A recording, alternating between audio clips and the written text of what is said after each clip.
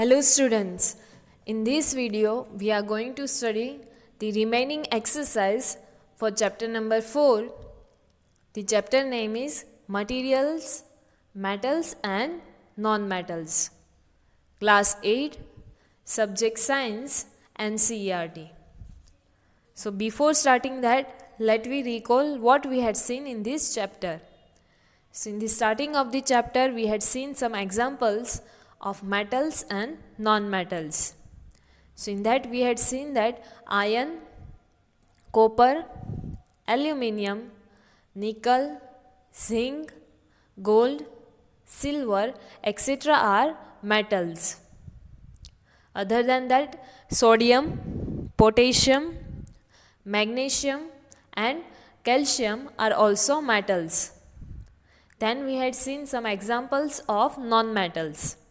So carbon, sulfur and phosphorus etc. are solid non-metals, whereas oxygen, hydrogen and nitrogen are gaseous non-metals.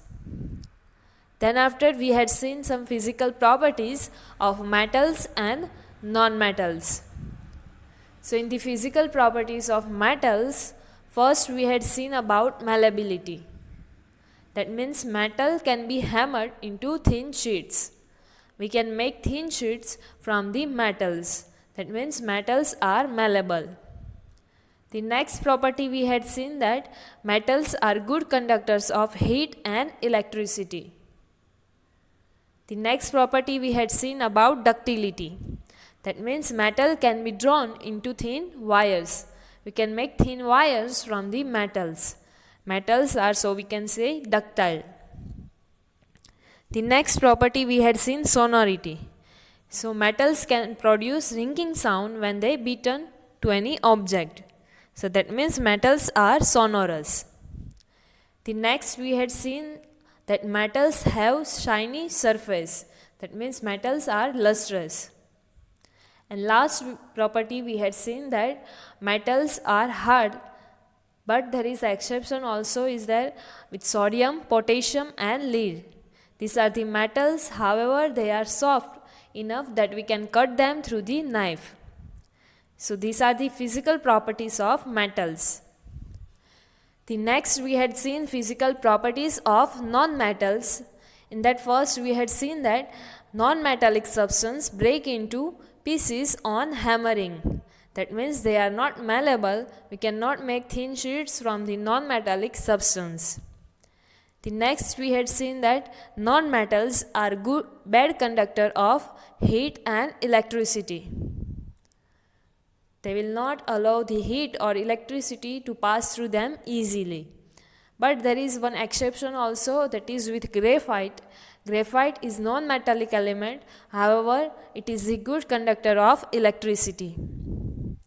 The next property we had seen that non-metals cannot be drawn into thin wires. We cannot make wires from the non-metallic substance. Next is non-metals are non-sonorous. They will not produce ringing sound when they beaten.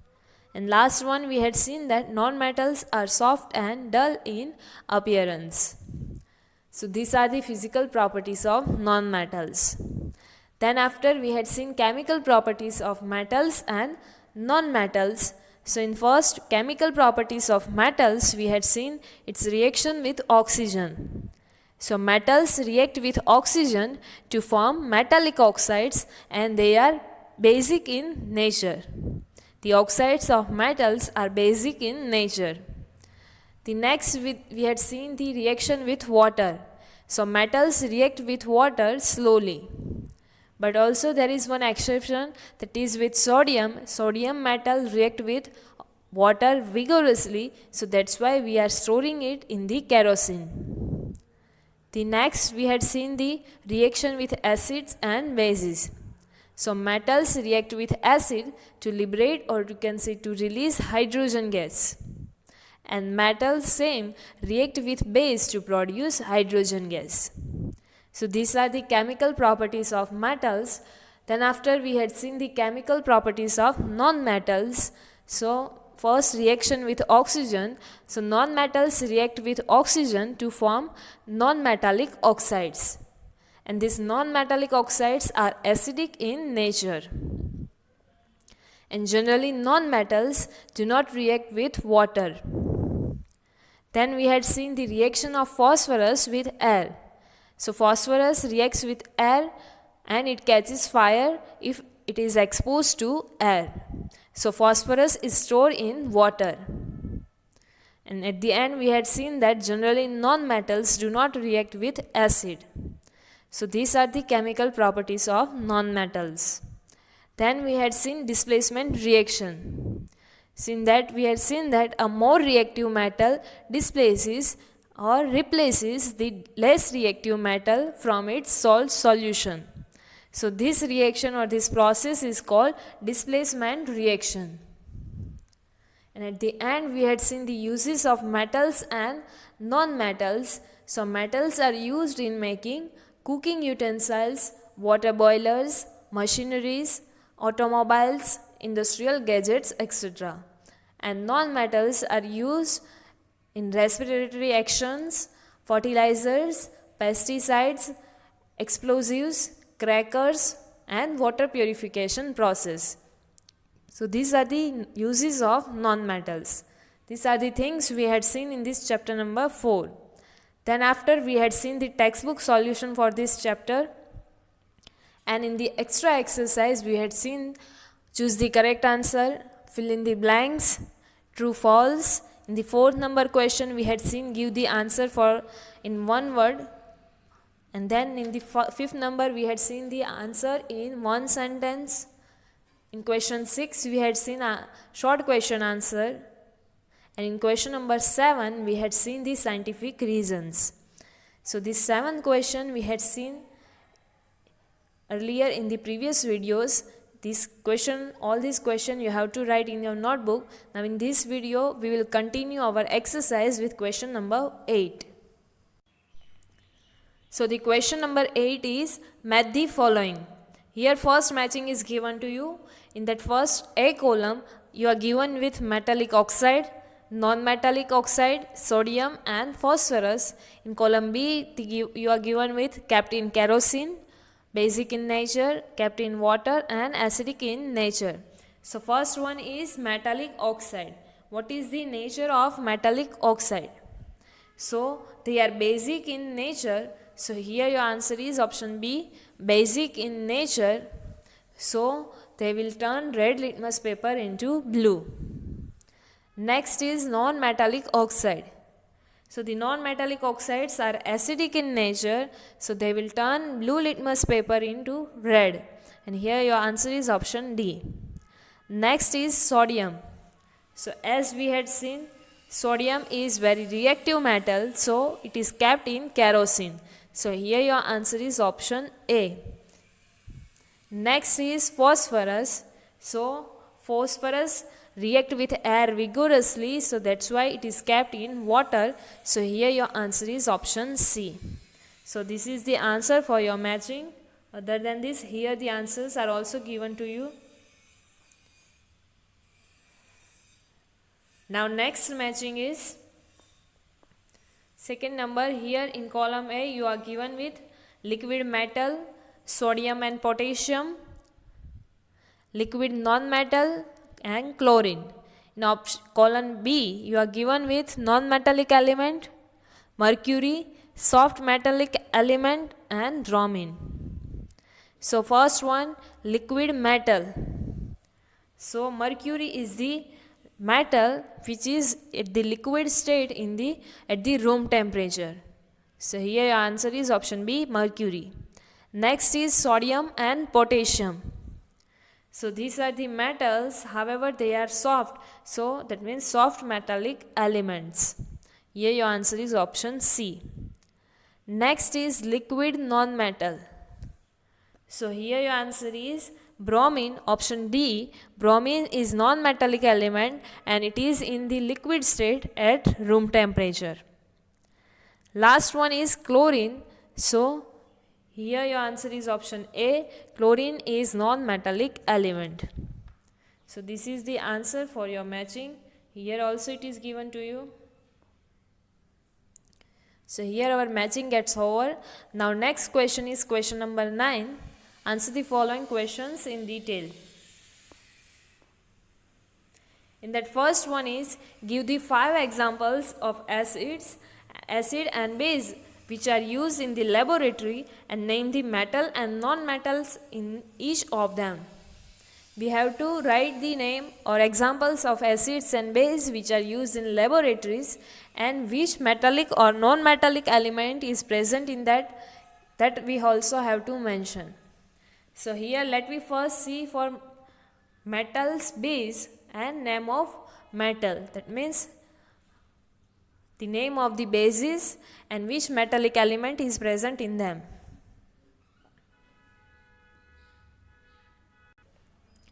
So here first given to you metals base and name of metal. So in the first column the name of bases are given to you and the next name of the metal element is given to you. So first name of the base is zinc hydroxide. So here as in the name it is written, the zinc is the metallic element in this base. So here zinc is there. Next is magnesium hydroxide. So from name you can say that which metallic element is present in this base. So magnesium metal is present in this base. Next is calcium hydroxide. So the calcium metal is present in this base. Next is sodium hydroxide. So the sodium metal is present in this base. And last one is potassium hydroxide. So the potassium metal is present in this base. So from the name we can say which metal is present in which base. And these all are the bases, name of the bases which are used in the laboratories. And as you can see in the name, the last word is hydroxide. So this all hydroxide, that means OH, contains non-metallic elements also, that is hydrogen and oxygen. H is for oxygen and H is for hydrogen and O is for oxygen. That means each hydroxide contains OH minus ion. Next let me see for the name of the acids and name of non-metals. So here the first name is given to you, that is hydrochloric acid. So hydrochloric acid, it can be also represented by HCl. So it contains hydrogen and chlorine, which are the non-metallic element.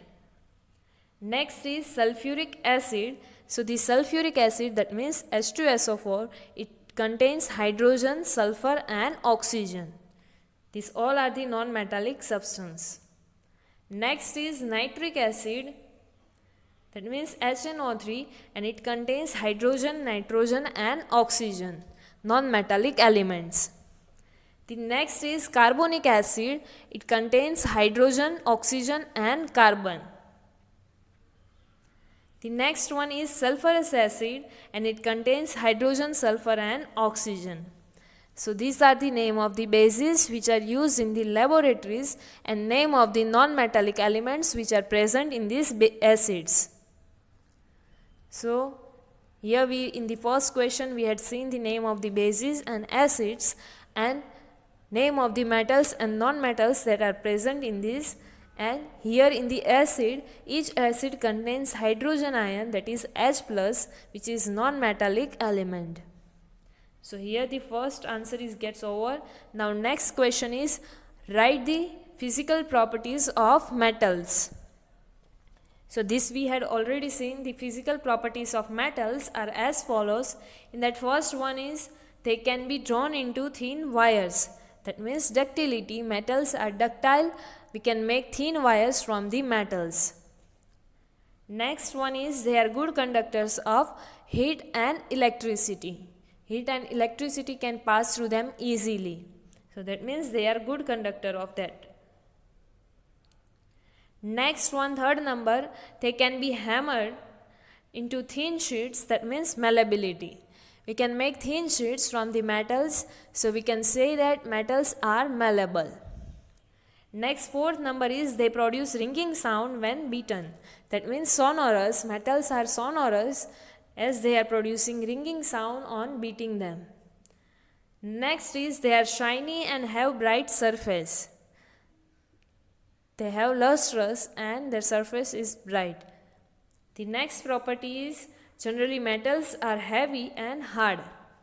They are hard to touch, but some exception is also there with the sodium, potassium, magnesium and aluminum. These are the metals, however they are light in weight.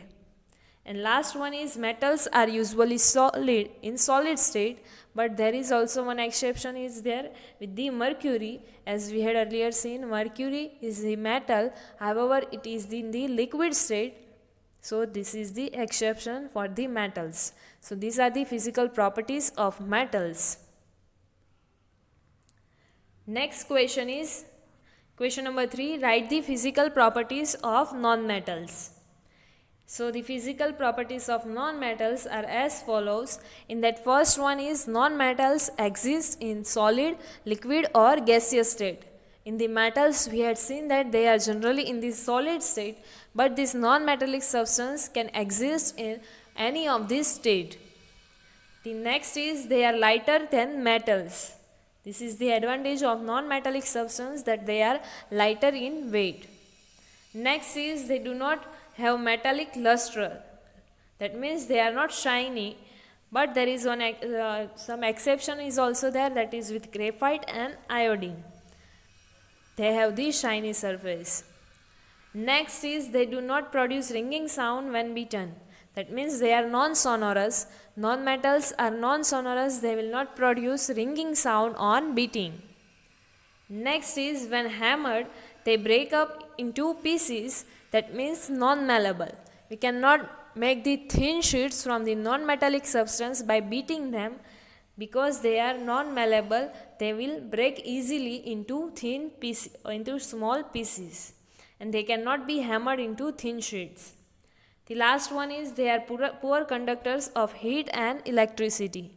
The heat and electricity cannot pass through them easily. So these are the physical properties of non-metals.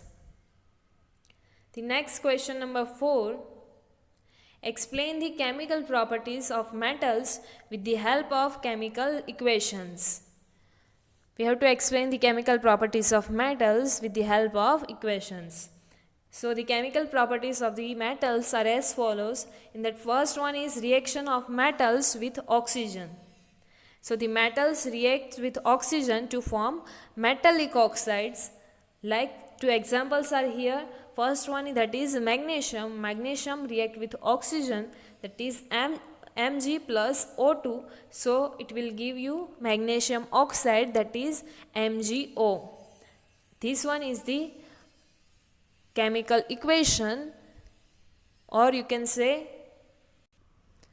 balanced chemical equation. You do not have to write this. This is just for your information. Here all the elements are balanced. That means from the left side or on the right side of this arrow, the number of elements or number of atoms are same. So this is known as the balanced equation. Here you have to write just only this one, this equation. Next is iron will react with oxygen to form iron oxide in the presence of water, or you can say with the moist air. That means Fe ion react with oxygen O2 in the presence of water, that means moist air, that is H2O. It will form the iron oxide, that is Fe2O3, or we can say also rust. So these are the two reactions of metals with oxygen. This one is the balance equation for this reaction. The next one is reaction of metals with acids. So most of the metals react with acid to liberate hydrogen gas and give salt of acid. If the metals react with acid, then it will release hydrogen gas and it will give you a salt of that acid. So now let me see the examples of this reaction. The first one is aluminium. Aluminium react with hydrochloric acid, that is HCl. It will give you aluminium chloride, that is AlCl3, and hydrogen gas, that is H2 will release. The next is magnesium metal react with sulfuric acid, that is H2SO4, and it will give you a magnesium sulfate, that is MgSO4, and hydrogen gas will release, that means H2. So Mg plus H2SO4, it will give you MgSO4 and hydrogen gas H2. Here the balance equation for this reaction is given to you for your information just. Next one reaction is with water. So the most of the metals do not react with water at the ordinary or at the room temperature, but here some of these given to you, that is of sodium. So sodium react with water H2O, it will give you a sodium hydroxide, that is NaOH, and hydrogen gas H2 will release. So here the equation for this reaction is also given to you, that is Na plus H2O, it will give you NaOH, that is sodium hydroxide and hydrogen gas. This one is the balance equation for this reaction. The next is some metals react with solution of sodium hydroxide and liberate hydrogen gas. So this is given to you for the information only. One example of aluminium. Aluminium react with sodium hydroxide, that is NaOH, and the presence of, or we can say solution of, so here we took H2O, water also, and at the end it will give you a sodium aluminate, that is NaLO2 plus hydrogen gas H2. This fourth number is for your information or for your knowledge. You have to write the first three. So this is the chemical properties of metals. Next, fifth number is write the chemical properties of non-metals. So the chemical properties of non-metals are as follows. In that first one, non-metals react with oxygen and give oxides of non-metals.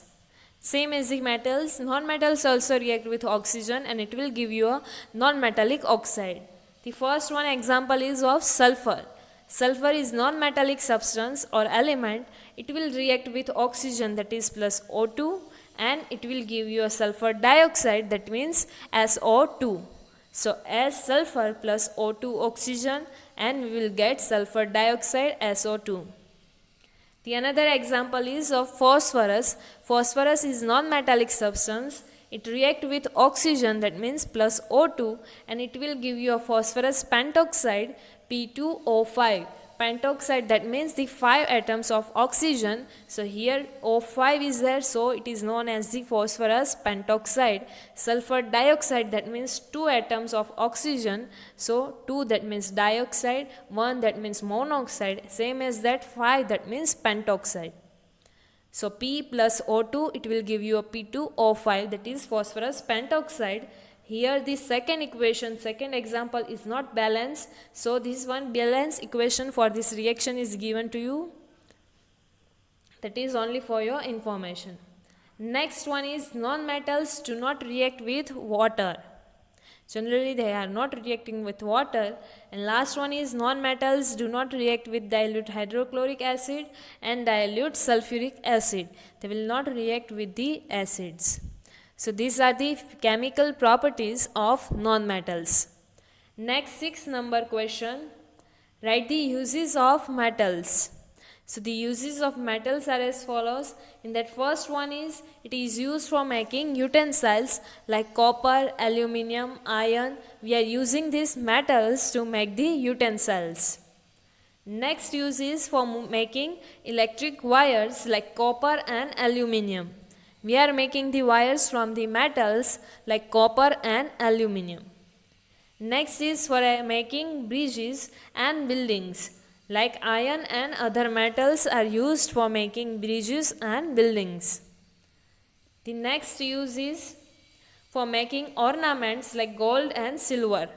We are making the ornaments from the metals like golden ornaments or silver ornaments. Last one is for making ships, trains and satellites.